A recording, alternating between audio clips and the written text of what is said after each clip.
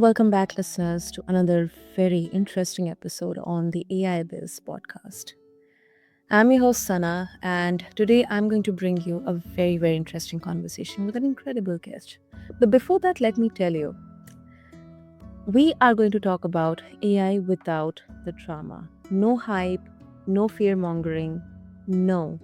This will change everything overnight energy. Just what works, what doesn't, and what small business owners can actually do on a random Tuesday when their inbox is on fire. Listeners, my guest, Charly Leetham, she has been building things that work for over 40 years.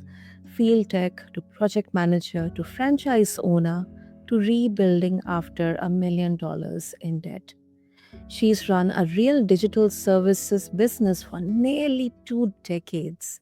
Websites, hosting, email, branding, IT support, and the kind of troubleshooting that makes you question your life choices. Well, she also hosts the Rise and Shine, your business tech boost, which is basically answers, not fluff. So let's begin the conversation, listeners. And Charlie, welcome to AI Biz, and it's an honor to have you here with us. Oh, Sana, thank you so much. That was just such a good introduction. Thank you so much for having me. Have so much pleasure in being here and being able to talk to your listeners today. Thank you so much, Charlie. So, okay, let's get into what exactly we are seeing, kind of the status quo here. Um, and especially to listeners, you know, I know the fear around AI. It is so it's normal because it's there. It's not just you. You're not alone. Um, you may be thinking that many people know so many tools, but I don't know anything about it, so I'm just behind. But it doesn't mean you are broken or you are lazy. You're just busy because most people didn't miss the AI wave.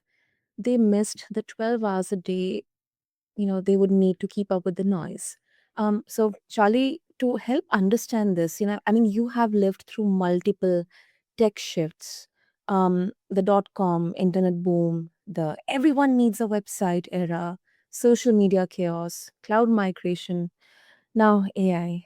So when people come to you stressed, what is the first thing that you say?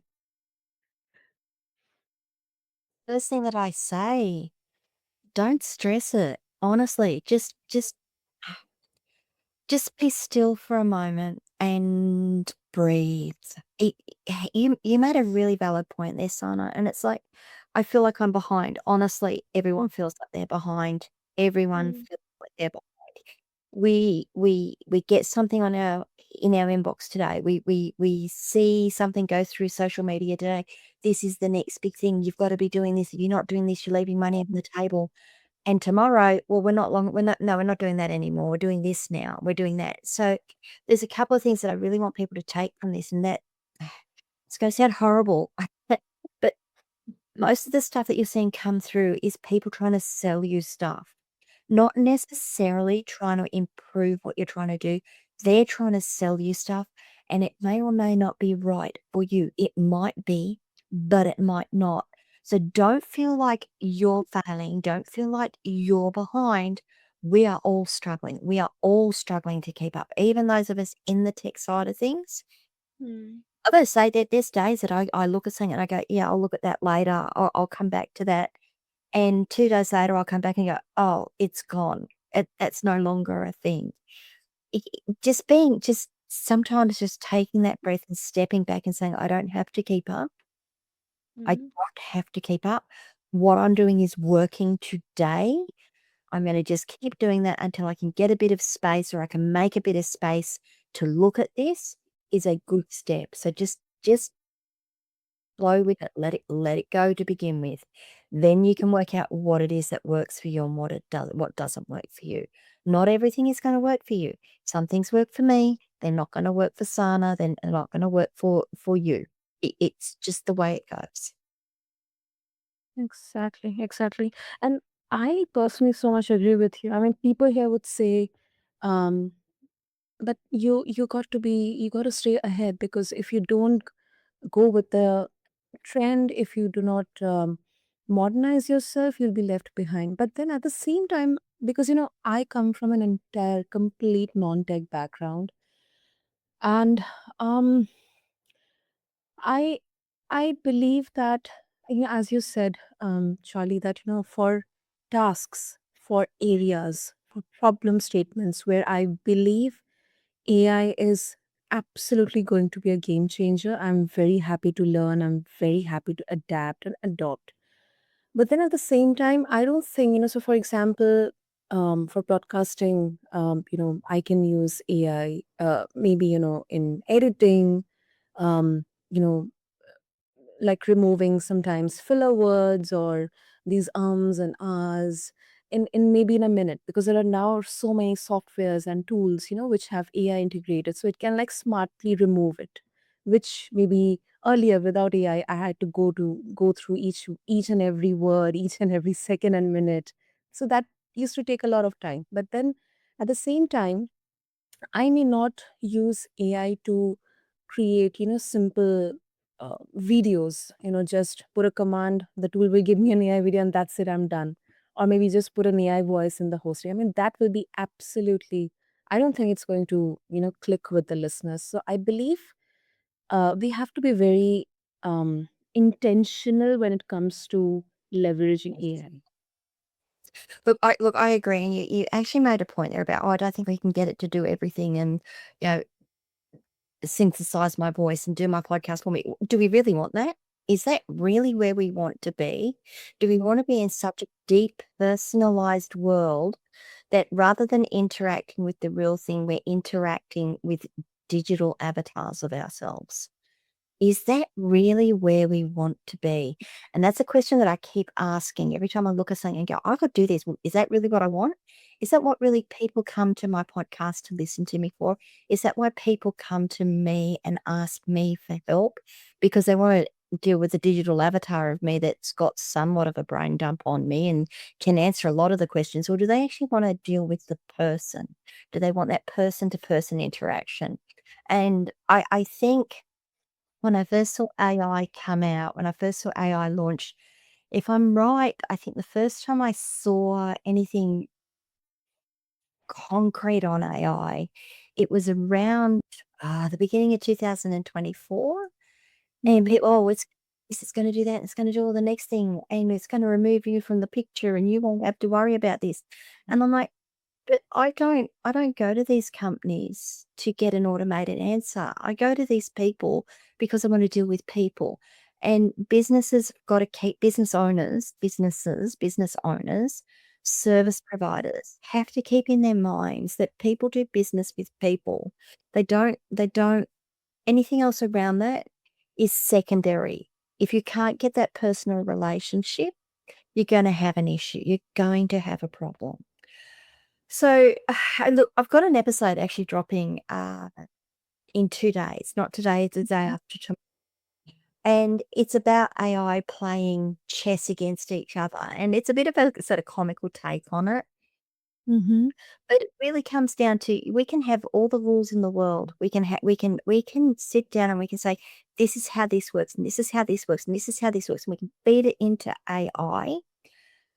But AI can't do what we as humans do, which is all those little microprocessing things that we don't even know that we do. We don't know how we think. It's really Mhm. hard to train something to do something that we do if we don't know how we do it. So it's just something I want people to take into it. Now, because this is AI, it's like this is an AI business program. I do want to say that you can absolutely use AI in your businesses, and you Mm. should be using AI in your businesses where it makes sense. Now, your productivity gains, as you mentioned, Sana, are really important. You mentioned using it to do your podcast. I'm going to tell you that when I do my podcast, I get my transcripts. I've Mm. trained my AI chatbot instance that when I upload my transcript to it, it will go through it. It will pull out key points. It will take the Mhm. timestamps and say, you want to take your snips from these key points here, these timestamps here, or around these timestamps here. You want here's your description of it that you can put into your when you're submitting it, you put that into your submission, so you've got your content for it. Oh, and here's 6 or 7 social media posts you can use Mm. to promote it. It saved me hours. It has Mm. saved me hours. Now, I still at times go through it and go, "Oh, that's just so wrong." And why is it so wrong? Because I know what I was doing when I was talking and I was doing that episode and I was talking to someone about it. And I know what the intent of that statement was. AI can only look at the words on a page, basically, and assess them. So you're still going to have your part in it, but you should be absolutely using AI where you can get productivity from it. Hmm. Hmm. And another fact which I think, I mean, like, please correct me if I'm wrong. I think it's algorithmic. Like, something which I think the kind of human bias can, or the human mind can discern or detect or check. Like, let's say if a wrong spelling, it gets, fed into the algorithm and everyone uses that spelling only. Your AI bot, chatbot, or your AI, platform will give you that same spelling. So it's algorithmic. Like whatever you feed it, it will, based on that particular data or source, it will give you the information in there. So, that's a really, really great point, and it's something that I have been working to raise the awareness of with people because I get people come to me and they say, "I fed this into my AI chat box and it told me this chatbot and it told me this." And I Mm. look at it, they go, "Yeah, but that's wrong." And they go, "Well, why is it wrong?" I'm like, "Because the data that was used to formulate that answer was incorrect. Or more Mm. appropriately, there was insufficient data available for the AI to make an informed decision. And what you Mhm. get from me and what you get from yourself is that experience that you have of something to go, that doesn't look right. AI doesn't know when it's wrong. It Mm. only thinks that it's right, and I don't thi it's not a bad thing that you're using AI to do these things to try and get that information out. Just understand that it is a large language model, and it works on information that is passed into it. If that information is incorrect, or if there is not sufficient information on a subject, it is going to make its own inferences on it. Hmm. Absolutely. And let's talk about this particular aspect also. Like, implementation. So, according to you, Charlie, what are the two or three low risk AI workflows you have, seen work consistently for small businesses, that the kind that doesn't require a lot of investment or, let's say, a data science team? Well, I'm gonna say that the chatbots are fantastic. You've got ChatGPT and Claude AI are the 2 that I use most. Mm. Um, and when you go to do something, when you start off, you just sort of start off really big. You say, "I wanna do this thing." And as you start to hone down that practice, and as you start to hone down what that chatbot is doing for you, at some point you need to say to it, "Give me the instructions that you're currently working on so that when I come back to do this task again, I've got the instructions to feed you." So I have quite literally a little notebook, digital notebook, where I've just got a set of instructions, like a series of instructions for, I want to do this thing. I go and paste those instructions into my chatbot and let my chatbot do that part of the thinking for me. That's the first thing is learn how to use chatbots really well. Learn how to tune them for what you want to do. Now you need to choose the right chatbot for what you want to do. Like I said, I use ChatGPT and Claude a lot. ChatGPT I find is good just for general. Tell me about this. Give me all the information on it. Let me get into it. I've got a couple of custom GPTs written that Mhm. do certain things for me. Claude is great when I'm trying to formulate written responses, when I'm trying to do the creative side of things. Oh. It's really good at prompting you to think about your questions that you're asking yourself, to think about the things that you need to put into something. I get it to write a lot of my emails. Now, not saying that I use its output as it comes out to me and say, right, there's the email. But I'll say, I want to say this sort of thing. I need this sort of tone. I need it to, I need to emphasize these points, and it will give me something. Now, when I first started working with Claude, it was horrible. It had no idea who I was. It had no Mhm. idea about my tone or the fact that I like to be really direct and I don't like the fluff on things and all of that. Now I've got a set of instructions so that when I go back to Claude and say, "We're doing this, here's the guidelines on how you're going to work."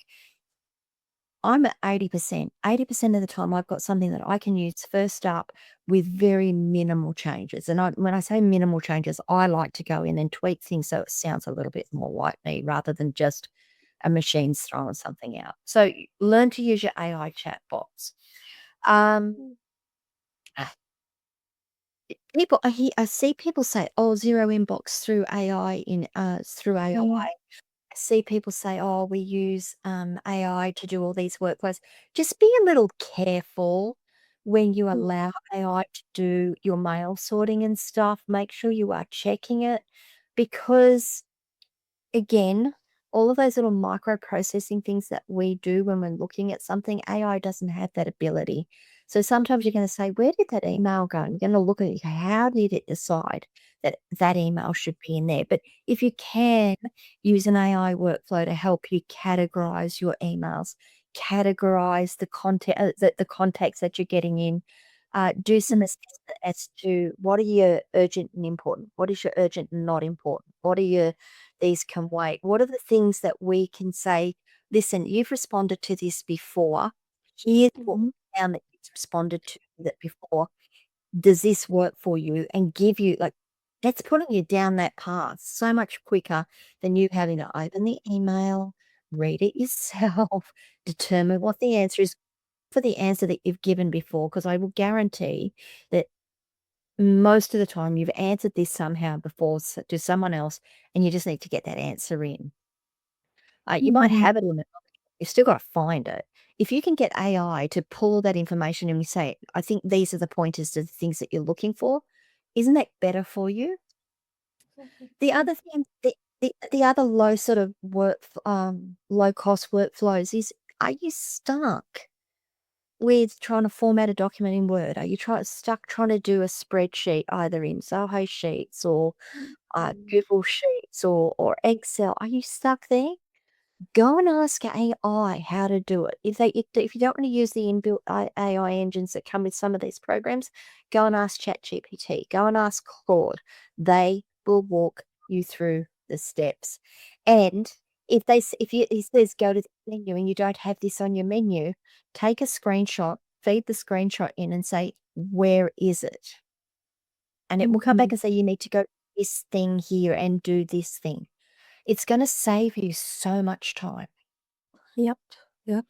And this is something, oh my, this is so much life changing, Charlie. I mean, because I had struggled. I mean, this is pre-chat GPT, when the entire AI revolution started. I think back in 2022, like there were a handful of people who actually knew that, there's something called as chat GPT, which will like, auto writing things for you and doing stuff for you.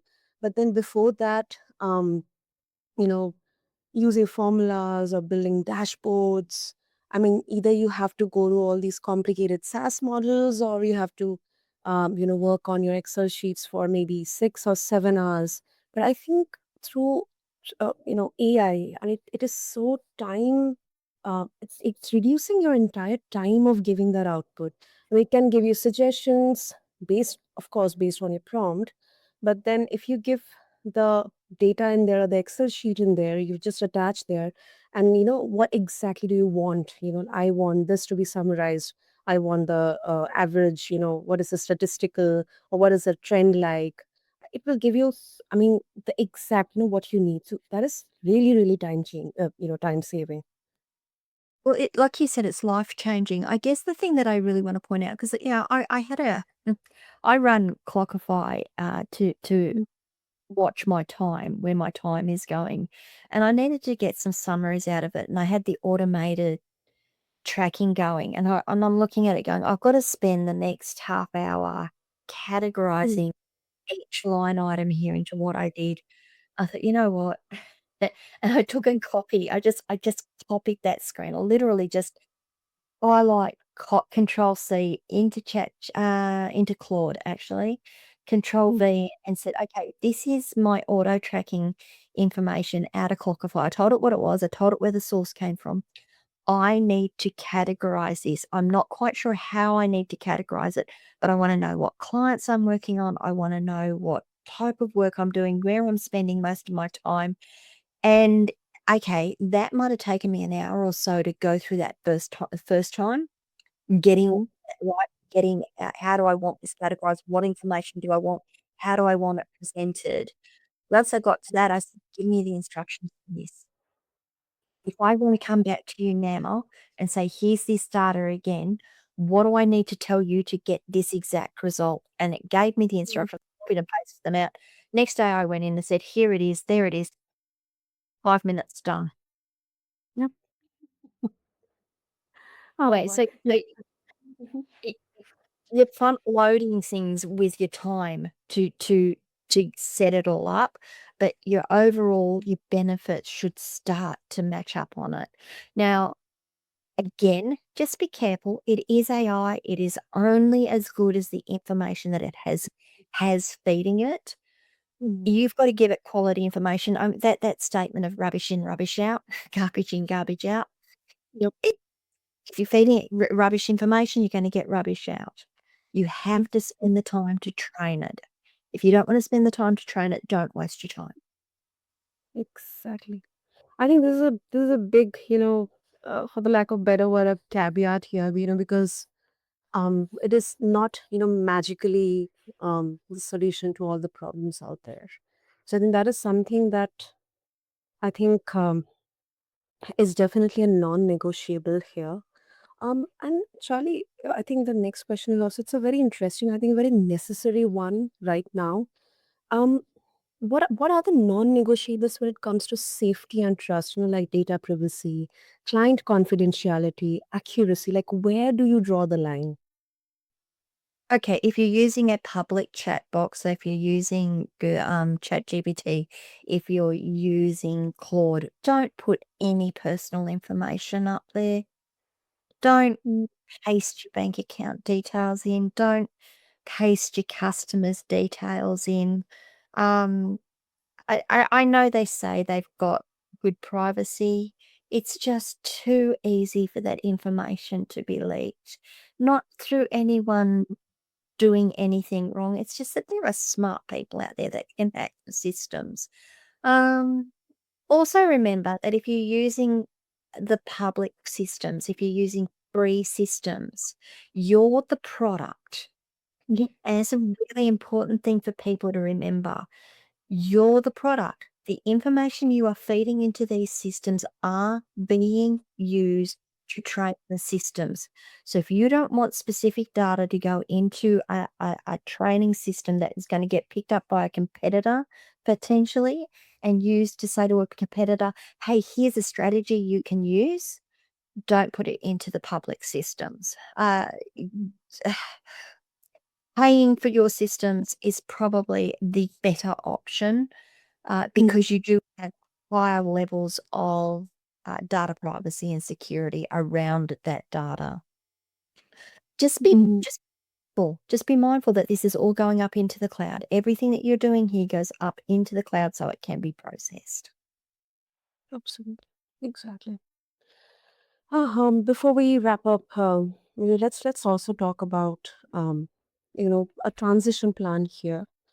So let's say, Charlie, if a listener has um okay 2 hours this week to get practical with it, let's say less than that. What's your step by step plan? Like no overwhelm, just like a clean rollout. How they can start? Hey, And that's oh, gee, that's such a big question. No, it really depends on what you're trying to do. I'm gonna say if you are just putting your toe in the water, choose one really small thing that you might be able to use AI to do. Now, I think the example I can give you is when I started using AI to help me with my podcast, Mm. I sit there and I'd record it, and then I'd go to, my AI GPT, and I'd say, "This is the episode number. This is what I spoke about, a couple of lines about what I spoke about. Now give me my podcast description based on it." Now, it's pretty good at that. It was pretty good at that. And I ran with that for months because that was all I had time to do. That was all I had time for.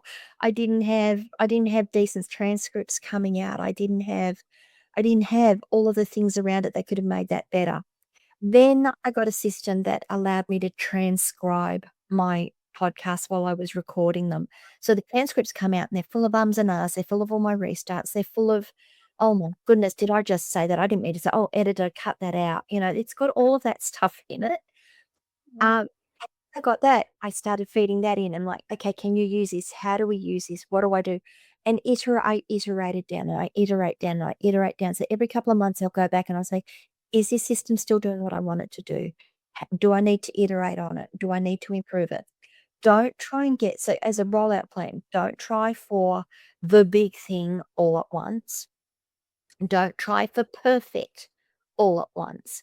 Choose one thing, choose the smallest minimum viable product that you think you can get out of it and go for that. Get that working and then iterate again on it. So if you've only got a couple of hours every week, choose one thing, break it right down into the smallest thing you can and work on that. Hmm. That's actually, I think, it definitely makes sense. I think the keyword is the minimum viable product here. Um, it's practical and it's not hype. I think um, this is unglamorous yet so powerful because we are building a repeatable asset here, not just having random to get on the bandwagon of trends, AI chats. So I think measurement matters, time saved, fewer mistakes, but then faster delivery. So, Charlie, before we wrap up, if our listeners, especially it could be the entrepreneurs or the founders, small and medium business owners, if they are interested further to explore more about this and share their thoughts as well about this conversation with you, how they can reach out to you. The best place, well, thank you, Sana. And I just wanted to mention there, you said it's boring. What I do is boring. Okay. It needs to be boring. It needs to be repetitive. It needs to be just, just monotonous because it just needs to work. And when it Yeah. just needs to work, it needs to be boring. So people might think, and yeah, people say to me, "Oh, you know what you do isn't very glamorous." No, but it's really effective. It's really effective.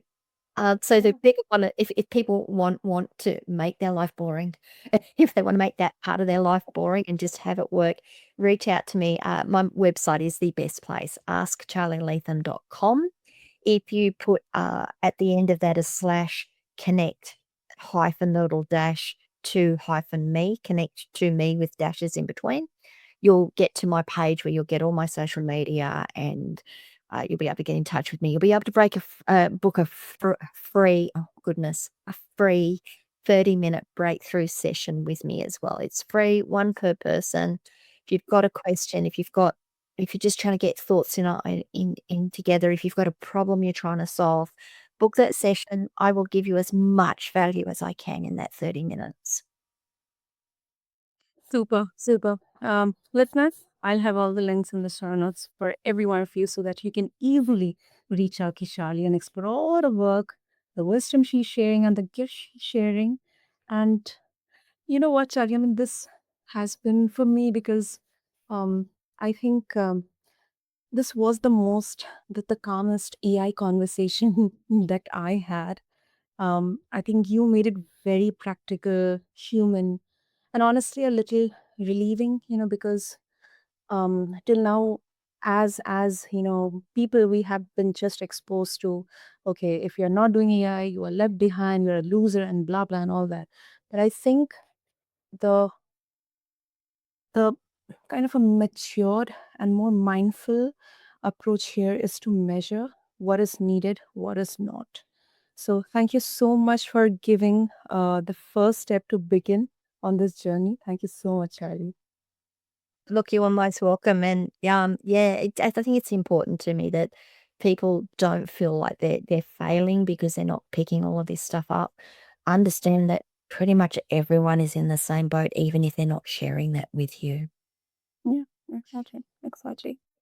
And to all our AI based listeners, if AI feels loud, choose quiet progress. Pick one workflow, one problem, one metric, build from there. No drama, no hype needed. So thank you so much, Yadis fam, for tuning into this episode. And if this episode helped you, share it with that one friend or colleague or your loved one who keeps panic texting you. Should I be using AI? Spoiler, yes, but like responsibly. This is a Hosana, and I'll catch you in the next episode of AI Biz. Thank you.